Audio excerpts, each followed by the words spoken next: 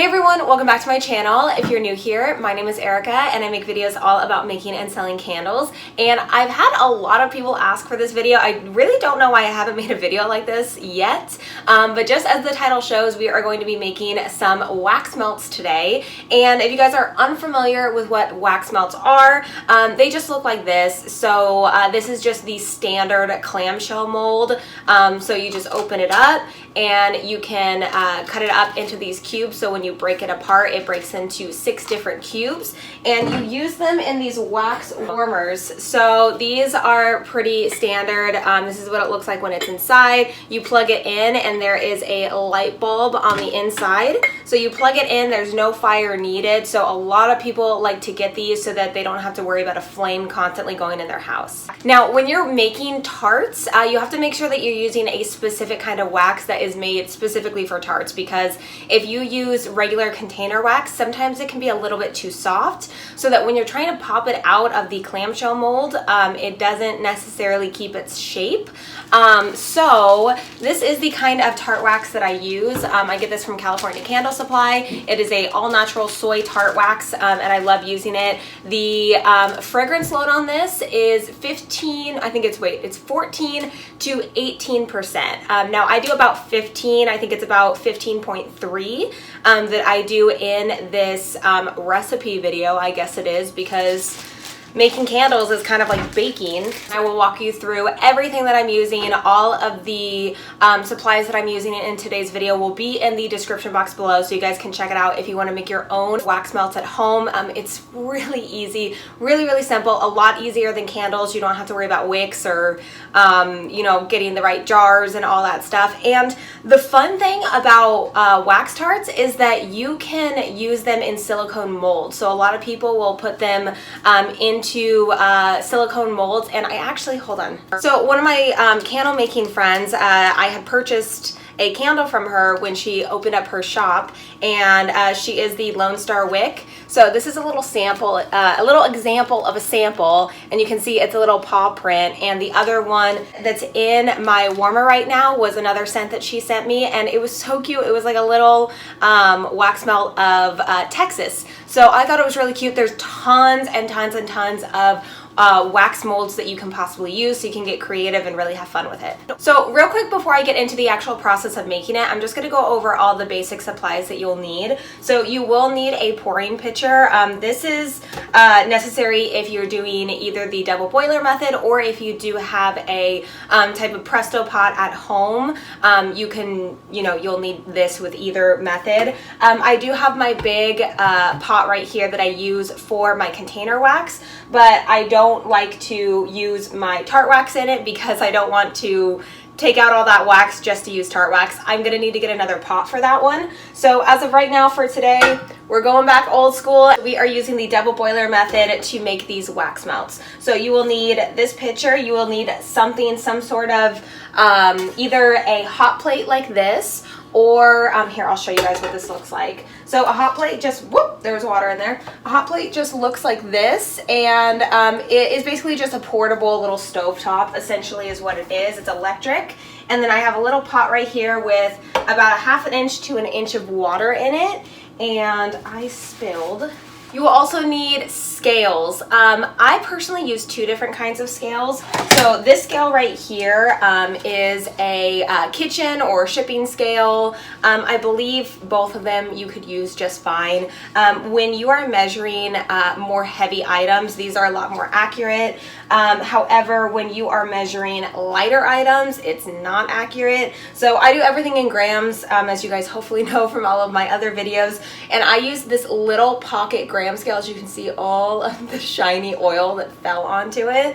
And this is just really accurate. It goes down to the decimal point of the gram. So really accurate. I love using that one. You will also need something to stir the fragrance oil in when you have the wax in there. I choose to just use little wooden skewers. I have reused these for a long time now. I was using 1 skewer per scent, And then I just started reusing it because these were my last two and I just have been using it ever since. I know that a lot of people do use, I believe, stainless steel little skewers or spoons. People use that all the time as well. There's no right or wrong, just as long as you're not using plastic. That's the only thing that I would probably recommend to not use. And then we have our fragrance oil. So today we are making my Malibu coffee shop. And if you guys are wondering what scent that is, it's the Flaming Candle and it's Coffee House. Really strong scent. Love it so much. It's one of my favorites. And then we're also going to be using some dye. So I make this wax melt just like a little bit of like a lightish brown color. So we're going to be doing about half a dye cube. So if you guys want to see what this looks like, I get this from California Candle Supply. For the longest time, I was trying to get out of using color, but I kind of got the hang of it. And I do kind of want to switch over to liquid dye as well, because I feel like that will take down the little spottiness that I get. But it's just a little diamond like this. So for this little size right here, I will do half of this for 6 wax melts, if that helps you guys. So that is what we are going to be doing today. It's never precise, and also I've gotten a lot of questions about you guys asking if the formula that I do for the wax and the fragrance oil, if I have to do an additional formula when you want to dye it. It's not going to add that much like weight or volume to it, so you don't have to worry about it.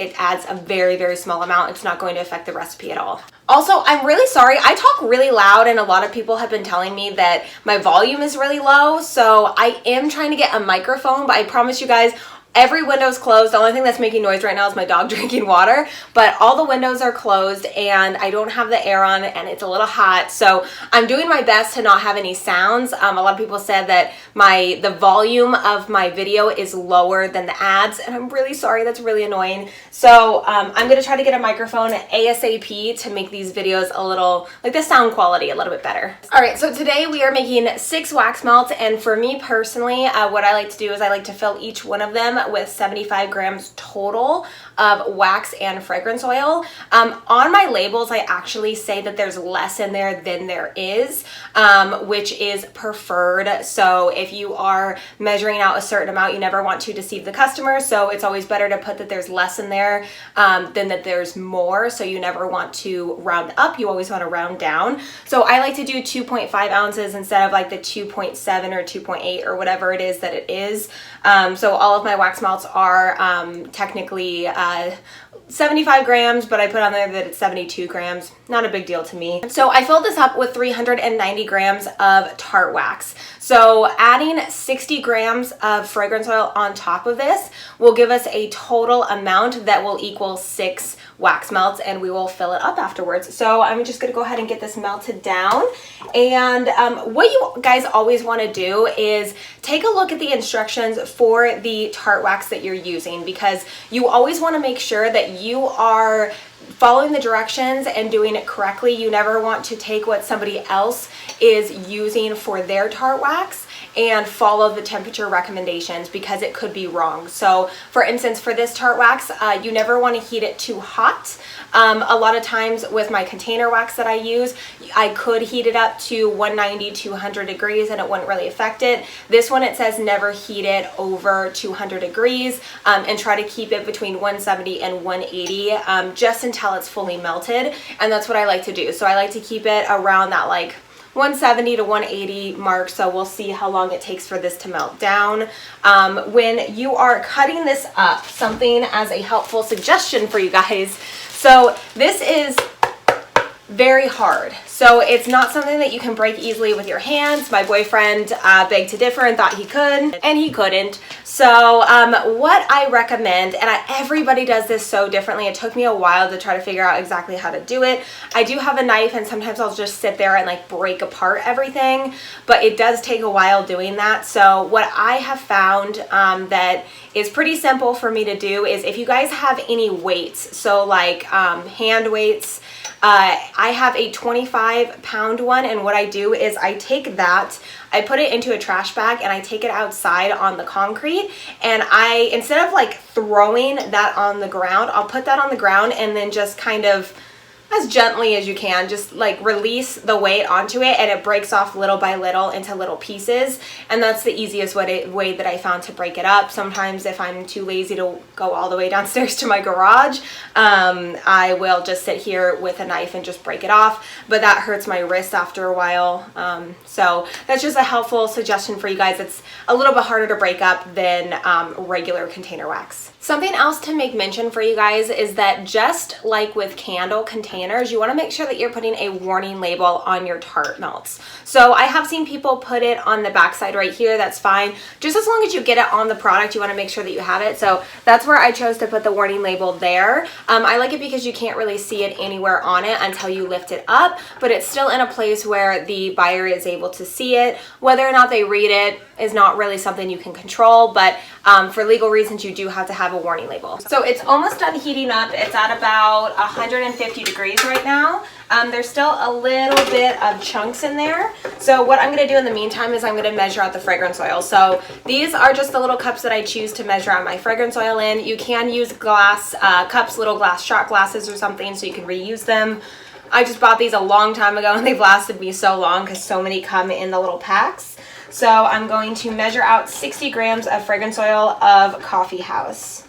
And something else that I need to remember to say in all of my videos, because I know that not everybody watches all of my videos in chronological order, you always want to make sure that whenever you're making candles or wax melts, you are doing everything in weight. So you never want to do volume. So I'm not doing volume, even though it's a liquid form, and I think that's what gets confusing to some people, is that because it's volume or because it's liquid, you think you need to measure it in volume, but everything's in weight. So everything's in grams that I do. So it's the weight of the wax and the weight of the fragrance oil to fill up the weight of the jar, because the reason why we do that is because candles, when sold, they're in a solid state. So if they were in a liquid state, then we would do everything in fluid ounces, liquid volume, whatever it is. So we want to make sure that we are selling everything in weight, ounces and grams when you are labeling everything. I'll also leave the FTC labeling requirements in the description box below if you guys want to check out and see in the United States what the requirements are. All right, so I heated it up just about to almost 180 degrees.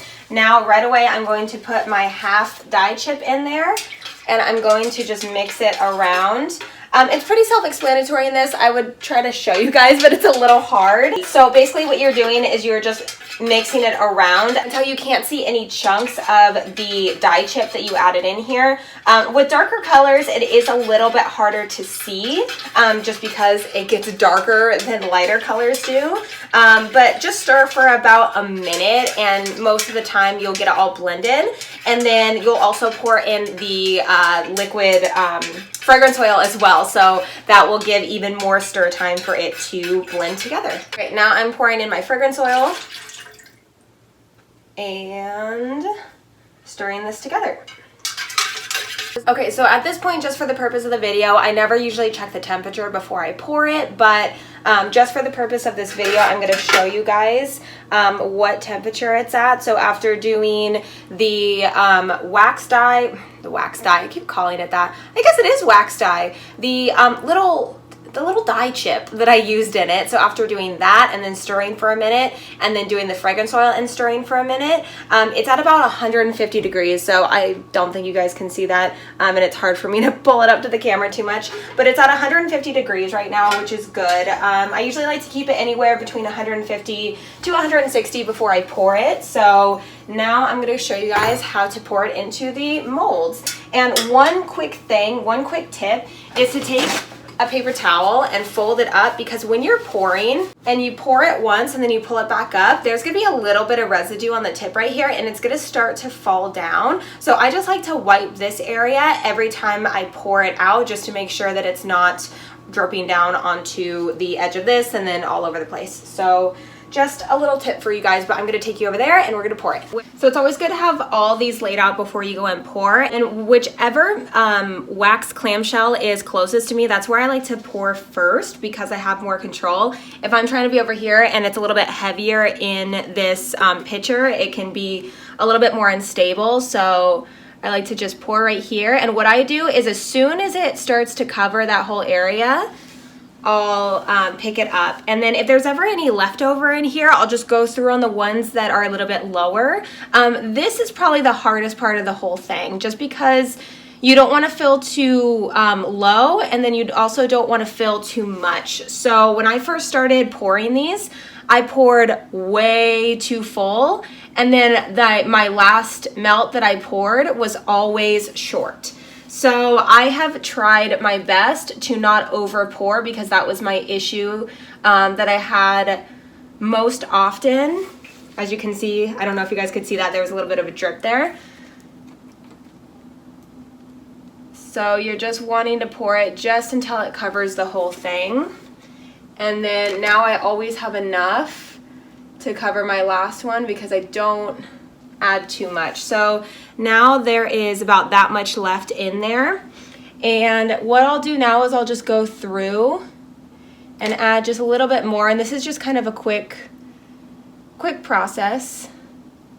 Sometimes there's enough for all of them, sometimes there's not. But as long as they're pretty even, that's all that really matters. And I still have yet to be able to pour perfectly even on all of them. It takes a while to be able to do that, if at all. All right, and the last and final thing that I do is just take some paper towels. I take that same skewer and I just clean it out. So this I will probably have to melt down a little bit more, because there's a lot of color residue at the bottom. Just because with filming, I do everything a little bit slower than I typically do. So before I make another one, I'll have to just heat this back up and wipe it down clean a little bit more. Unless I'm using another scent that will need that brown dye, but let's say I'm doing a colorless melt, I don't want to have little bits of brown dye that are sticking in there. So I can always just reheat this up and clean it out again before I make another one. And there you have it, you guys. I really hope that you guys learned something today, and that it was enjoyable and entertaining for you guys to watch, and that you feel comfortable now to make your own wax melts at home. It's really easy, it's really simple, especially because you don't have to worry about wicking or anything like that, because that can get really frustrating. Tarts are just so much fun to make. They're just enjoyable, and as soon as I get another little Presto Pop for my wax tart, my tart wax that I can use to be able to make this process even faster and easier, it's just gonna make it so much better. So if you guys have any further questions or comments, go ahead and leave it in the comment section below. Remember to check out my description box, because I have all of everything that I use in there all the time. So if you guys want to check out and see exactly what I'm using, you can look in that section. And also don't forget to like and subscribe if you haven't already. Don't forget to follow me on Instagram at MemoryBoxCandleCo, and I will see you guys in the next video. Bye guys.